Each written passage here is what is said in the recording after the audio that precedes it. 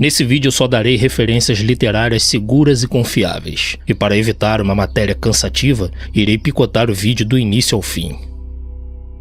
Nos últimos dias eu tenho reforçado os meus estudos sobre grandes líderes revolucionários. Li e reli mais de 10 livros específicos sobre Marx, Lenin, Stalin, dentre outros. Busquei informações em torno de 4 pontos específicos que são princípios do comunismo, guerra de guerrilha, inteligência e terror psicológico. Após as leituras eu extraí pelo menos 40 observações diretamente de seus livros, onde eles instruem claramente a todos os seus leitores a como se tornarem grandes líderes revolucionários através de seus métodos e ensinamentos. E através dessas observações, é possível fazer um comparativo com o atual cenário político desse segundo turno. Assim, dá para entender melhor o posicionamento de cada um dos envolvidos na campanha, desde os influenciadores até os políticos. E além desses, o sistema de comunicação no geral. Todos estão posicionados de forma estratégica, sem qualquer ação aleatória. Mas que tipo de princípio de guerra de guerrilha poderia ser usado numa guerra digital, que é essa que estamos vendo? Bem, só existe uma maneira de você entender a proposta desse vídeo,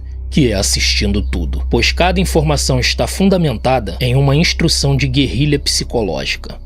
Nesse vídeo irei me referir ao Jair como capitão e o concorrente como líder vermelho. Primeiro quero que vejam esse mapa. Parece um tabuleiro de jogo, mas é a melhor forma de explicar o cenário atual e essa guerra do segundo turno.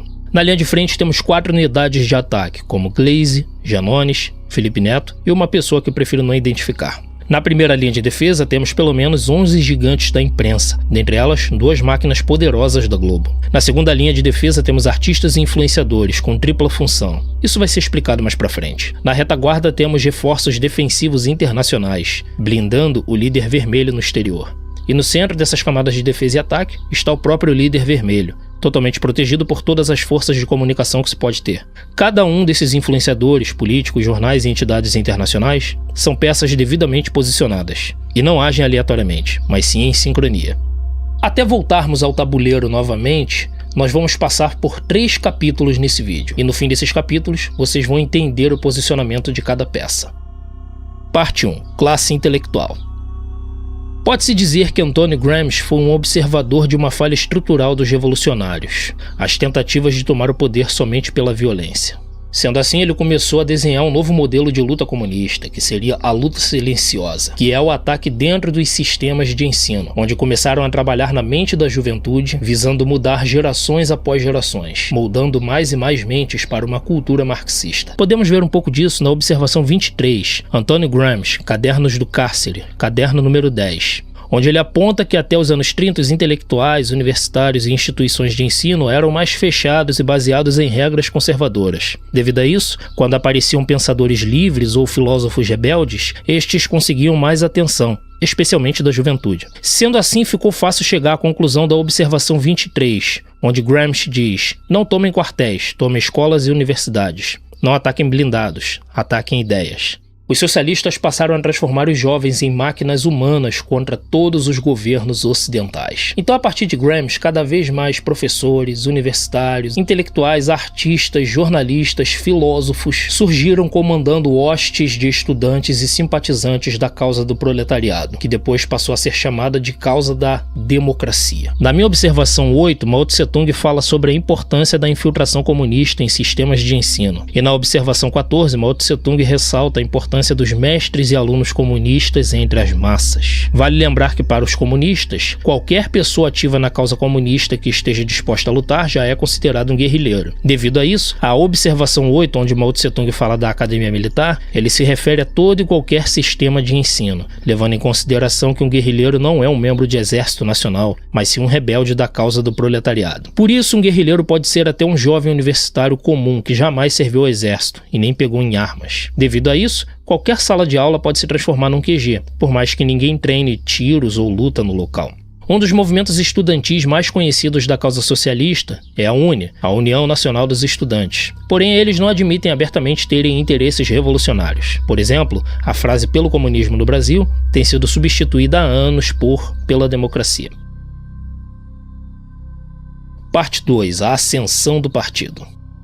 Os anos se passaram e os socialistas começaram a perceber que os discursos do proletariado não estavam mais colando. Os revolucionários começaram a ficar cada vez mais mal vistos após os conflitos dos anos 60 e 70. Eram vistos como rebeldes, vagabundos, e isso até pela maneira como se vestiam. Percebendo isso, o líder vermelho começou a adotar um dos ensinamentos mais astutos de Carlos Marighella, que é a questão da adaptação social. Podemos ver isso na Observação 54, onde Marighella fala sobre o guerrilheiro saber como viver entre as pessoas e não aparentar ser estranho em determinado núcleo social. Nesse texto ele fala sobre a capacidade de adaptação visual e social do guerrilheiro. No meio de uma guerrilha, não use roupas caras. No meio político, ande como um político. Porque no meio da política, se você andar com trajes paramilitares de guerrilha, logo será identificado como um revolucionário. O texto tanto fala disso que Marighella também usava ternos em determinadas ocasiões. Era tudo uma questão de momento. Então, a partir dos anos 90, o líder vermelho começou a se apresentar mais humanizado e menos rebelde, cabelos penteados, terno e gravata e por aí vai. Isso tanto passou a funcionar que lhe rendeu 2 vitórias para presidente da República do Brasil. E então, a partir de 2003, começou a tão sonhada Era de Ouro dos Vermelhos no nosso país, que duraria mais de uma década, quase 2 décadas de poder. Porém, isso duraria até 2016, que foi um pesadelo para o Partido Vermelho e seus aliados. A primeira presidente mulher caiu com um impeachment. O líder vermelho e todo o partido começaram a ser investigados. Diante de inúmeras acusações, eles perderam a moral e o apoio do público. Os vermelhos foram autossilenciados pelos próprios erros. Porém, eles se lembraram da lição que está na minha observação 26, onde Lenin diz: a minoria organizada irá derrotar a maioria desorganizada todas as vezes. E também a observação 09, onde Mao Tse-tung fala sobre manter a cabeça fria para investigar a causa de qualquer problema sem pressa e resolvê-lo de maneira prática. Sendo assim, eles chegaram à conclusão de que precisariam de porta-vozes queridos pelo povo para falarem por eles. Mas não era só isso. Eles viram a necessidade de pegar carona em outros assuntos que estavam em alta para poderem voltar aos holofotes e conquistarem o mais rápido possível a confiança do povo novamente. Então começaram a focar nos assuntos que estavam em alta no mundo ocidental naquele momento de 2016 e 2017. E isso foi fácil, porque se espelhando no que o então presidente Barack Obama vinha fazendo, eles entraram de cabeça nas causas de movimentos como os LGBTs, os movimentos dos negros, os indígenas e refugiados, se juntaram aos estudantes, artistas, jornalistas e direitos humanos, todos agora em prol da democracia. O que antes eram pequenas minorias espalhadas se juntaram para formar um grande exército. Todos os grandes famosos e a imprensa ocidental se alinhou no mesmo ideal, e o Partido Vermelho aproveitou essa onda para entrar fortemente no cenário político novamente. Mas isso se deu graças ao ensinamento na Observação 06, onde Mao Tse-tung instrui a atender os anseios das pessoas e ajudá-los a resolver quaisquer problemas, e assim alcançar a libertação e felicidade. E também na Observação 7, que instrui a estabelecer boa relação com todos os que precisam de ajuda. Isso ajudará a crescer os números de simpatizantes da causa. E de fato, a estratégia funcionou. Aqueles grupos de minoria que ninguém prestava atenção, o PT começou a focar as atenções nessas pessoas e tratá-los com mais respeito, prestando toda a sua solidariedade e todo o seu apoio. Foi aí que começou a se formar a segunda linha de defesa, composta por artistas e influenciadores inflamados pela grande onda da frase pela democracia. As personalidades mais seguidas no Brasil de uma hora para outra passaram a brigar ferozmente pelas minorias, replicando os discursos de partidos como PT e PSOL. Praticamente todos os esquerdistas formaram uma cúpula esquerdista radical, mas tão radical que eles jamais seguiam ou seguem alguém que não seja de esquerda, na verdade, que não seja extremamente do lado de esquerda. E quando qualquer um dos famosos ou conhecidos ou influenciador ficasse de um lado diferente deles, essa pessoa era cancelada e atacada pelos próprios artistas e muitas vezes até mesmo ameaçada por pessoas que antes eram seus fãs. Ou seja, se você não fica do lado esquerdo, você é automaticamente um inimigo que precisa ser apagado da história. Mas isso também é uma lição ensinada por Mao Tse-tung, a rigorosa intolerância dos revolucionários. Está na Observação 2, onde diz que revolucionário só segue revolucionário. Se seguir alguém que não seja da mesma causa, essa pessoa é um contra-revolucionário. E também está na Observação 3, onde Stalin diz que o pró-proletariado jamais deve seguir ou ter contato com o burguês. Hoje em dia, é só trocar a palavra contra-revolucionário ou burguês por fascista. Se você não está a favor dos revolucionários, você automaticamente, hoje em dia, é um fascista. Antes, os jornais tinham uma postura, que era de criticar somente o capitão e jamais falar das coisas do líder vermelho. Mas agora, abertamente, eles apoiam o líder vermelho e atacam ferozmente o capitão. Em 2022, em comum acordo, a velha mídia nacional formou a primeira linha de defesa do líder vermelho, encabeçadas pela própria Rede Globo. E assim a classe artística revolucionária, ou mercenários da causa revolucionária, e a imprensa quase que inteira debate positivamente exatamente as mesmas pautas da classe artística, ou seja, as duas linhas de defesa estão alinhadas. Eles sempre apoiam a mesma coisa que os outros apoiam e jamais se retratam por qualquer erro que qualquer um deles cometam. Eles se fecham, se blindam e protegem a todo custo o líder vermelho. E além da classe artística, temos também os reforços internacionais. Entidades como a ONU, país com a bandeira vermelha e estrela amarela, que eu não posso citar o nome nesse vídeo, toda a imprensa internacional, assim como as 4 maiores Big Techs do mundo, acenam positivamente em favor do líder vermelho. Pode parecer que com todo esse apoio ficaria fácil qualquer líder ganhar, não é mesmo? Porém, o líder vermelho sabe que não é tão fácil assim. Porque ao contrário das outras eleições, o líder vermelho e seu partido agora têm um desafio mais pesado da sua história, que é não só derrotar o capitão, mas toda uma onda e um levante patriota. Por isso, além de todo o apoio que já possui, o Partido Vermelho se viu obrigado a fazer uma série de mudanças, nem que sejam temporárias, para poderem se adaptar ao atual cenário político e também nessa disputa ferrenha e acirrada do segundo turno. Por exemplo, trocar a cor vermelha pelo verde e amarelo, fazer discursos em favor de valores cristãos e abandonar o discurso revolucionário temporariamente. Pelo menos nesse segundo turno, os vermelhos se viram obrigados a se renderem ao discurso e à postura conservadora. Parte 3. O mapa para vencer o segundo turno. Mao Tse Tung ensina que para cada batalha em cada região deve ser levantado um líder que conheça aquela região, cultura, costumes e por aí vai. Podemos ver isso na observação 31, no livro de Guerra e Guerrilha de Mao, onde ele ressalta a importância da organização de posicionamento e nomeações. É aí que entra o Carlos Marighella na história, um dos maiores guerrilheiros comunistas da história do Brasil. Marighella é a figura revolucionária brasileira mais respeitada na esquerda nacional, e todos o reverenciam com total admiração.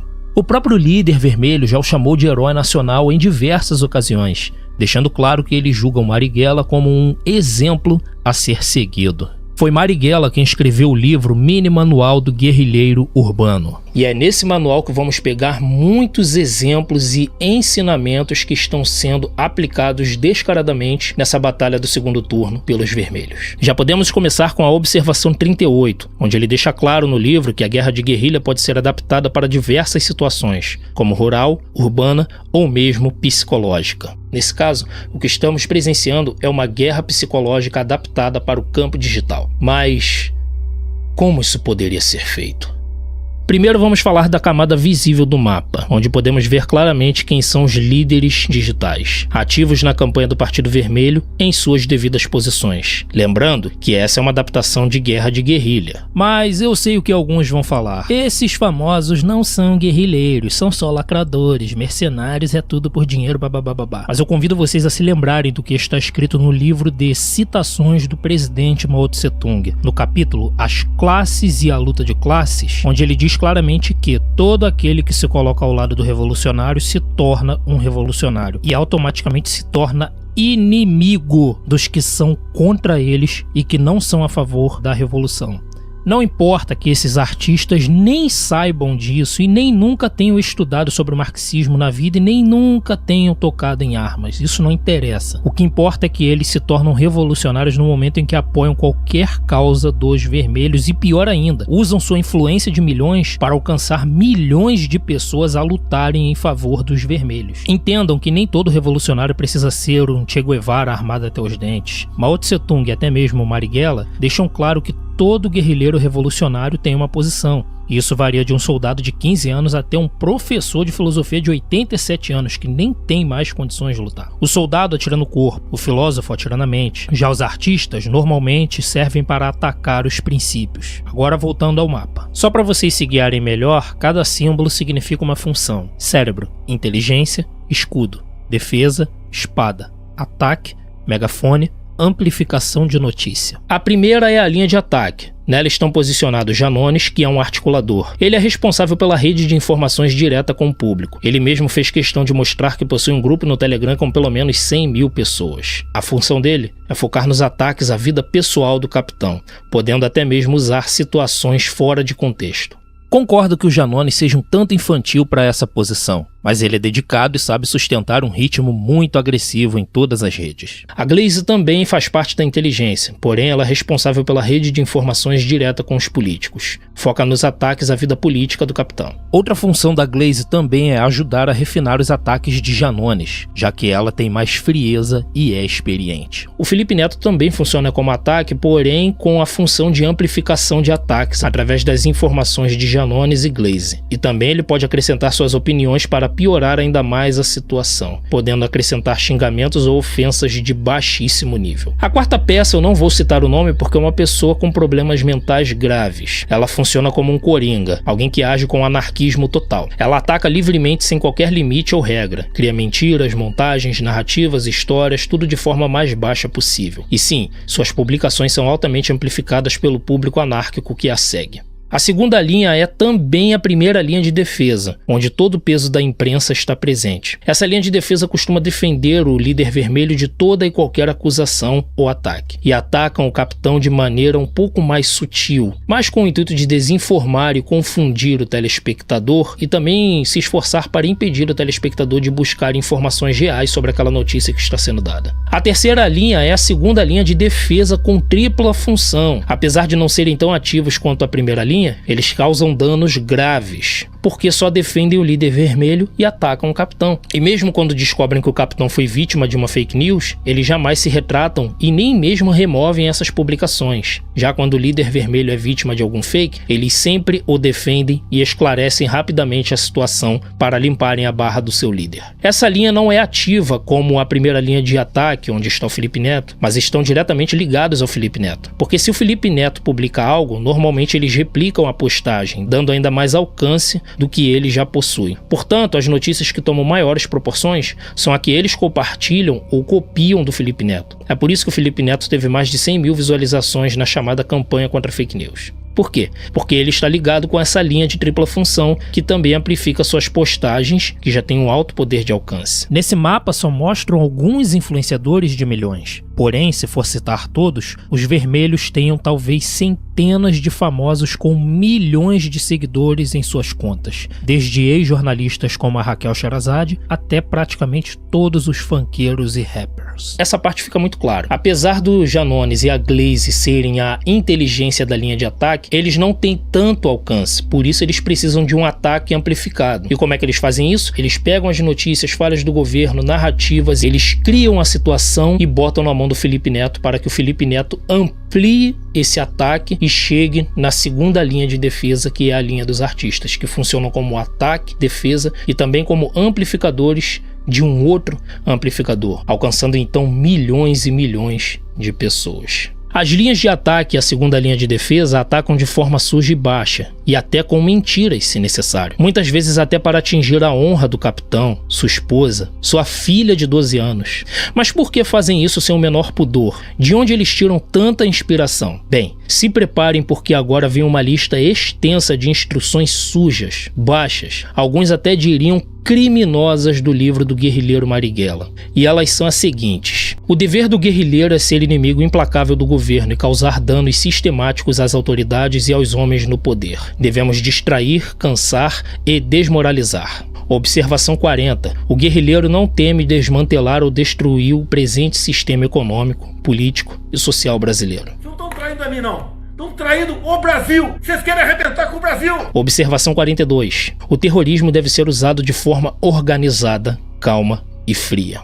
Observação 43. O terrorismo é uma arma que o revolucionário não pode abandonar. O que poderia ser considerado terrorismo nessa guerra do segundo turno? Que tal a distorção da história das venezuelanas e uma acusação de pervertido? As últimas 24 horas foram as mais terríveis da minha vida. Uma acusação infame, sórdia, de pedofilia. Observação 44. A guerra psicológica é uma técnica agressiva, através do uso direto ou indireto dos meios de comunicação em massa, notícias transmitidas com o propósito de desmoralizar o governo. Por que TV Globo? Onde vocês querem chegar, eu sei! Vocês não têm vergonha na cara? Essa patifaria 24 horas por dia contra a minha pessoa? Observação 45. O objetivo da guerra de nervos é para enganar, propagar mentiras, para criar descrédito, insegurança e preocupação por parte do governo. Vocês, TV Globo, o tempo todo infernizam a minha vida, porra! Observação 46. Plantem rumores para deixar o governo nervoso,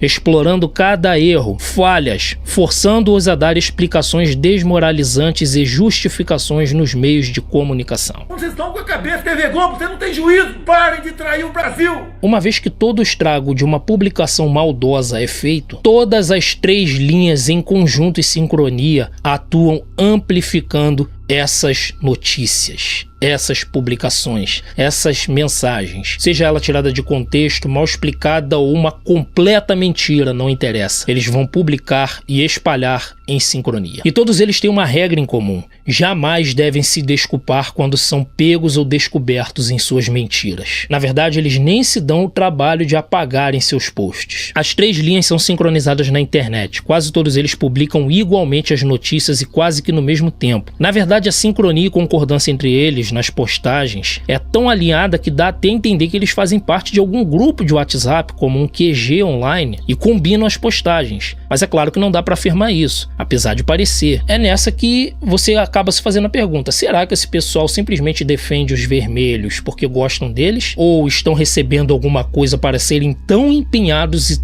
tão organizados nesse sentido? Bem, não podemos afirmar nada, mas essa pergunta é o que muitos se fazem nesse momento. Mas aí vem as torres. Qual é o papel das torres? Bem, o papel da ONU, o país da bandeira vermelha, que eu não vou citar o nome, e a imprensa internacional são dar todo o apoio moral e acobertar o líder vermelho no exterior. Assim, a comunidade internacional não foca as atenções nele. Já as 4 Big Techs é uma coisa mais grave, porque tem o papel de impulsionar o vermelho e apagar o brilho do capitão. Nas 4 Big Techs tem revolucionários infiltrados nos escritórios e equipes técnicas. Isso foi só um exemplo, porque eu poderia falar muito mais coisas a respeito das 4 Big Techs aqui. Enfim, para chegar no líder vermelho, você precisa passar por todas essas camadas extremamente blindadas, que são comandadas por líderes digitais. Porém, ainda que algo atinja o líder vermelho, passando por todas essas defesas e toda essa organização estruturada para proteger ele, isso não significa que ele será atingido, porque ele ainda tem um último recurso. Esse último recurso é uma carta na manga chamada Carta Máxima. Com essa carta, ele derruba absolutamente qualquer notícia ou ataque. Você vê todo esse plano estruturado e armado e pensa: quem foi que fez isso? Quem é que está regendo essa orquestra? Glaze? O Janones? Não. Apesar deles serem cérebros, alguns dos cérebros dessa parada, eles não orquestraram, eles não teriam a inteligência necessária para fazer algo tão organizado. Por trás de todo esse mapa está o verdadeiro mestre vermelho, e também um dos homens mais inteligentes e perigosos politicamente falando do nosso país.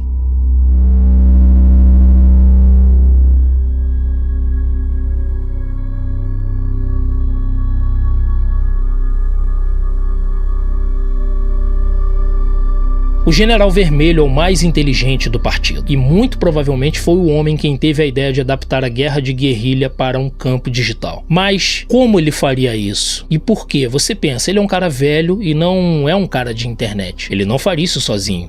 Concordo com você. Primeiro, os discursos revolucionários não colam mais nos dias de hoje, não como antigamente. Segundo, as pessoas não ouvem mais rádios, não compram mais jornais de papel e a internet em breve vai aposentar a TV aberta. Esses eram os meios de comunicação que os vermelhos estavam acostumados a trabalhar até poucos anos. Terceiro, o revolucionário hoje em dia é muito mal visto por muitas pessoas, até mesmo por alguns que apoiam eles. Por isso o General Vermelho tinha aqui 3 desafios a serem superados. Como ele é um cara inteligente, ele analisou tudo antes de começar a adaptar o plano. Por exemplo, ele muito provavelmente analisou o quadro de Olavo de Carvalho e raciocinou: se a direita não ouvia ele, a esquerda também não vai me ouvir se eu fizer vídeos. Por quê? Porque somos velhos, e nesses tempos os jovens não ouvem velhos. Os jovens e as massas só ouvem os influenciadores e os famosos. Então é através deles que devemos falar e através deles que devemos agir. O General Vermelho é alguém que lê, escreve e estuda. Ele conhece a história de Marx, Lenin, Stalin e todo o resto da turma melhor do que ninguém. Ele possui o conhecimento necessário da causa comunista para forjar planos, porém,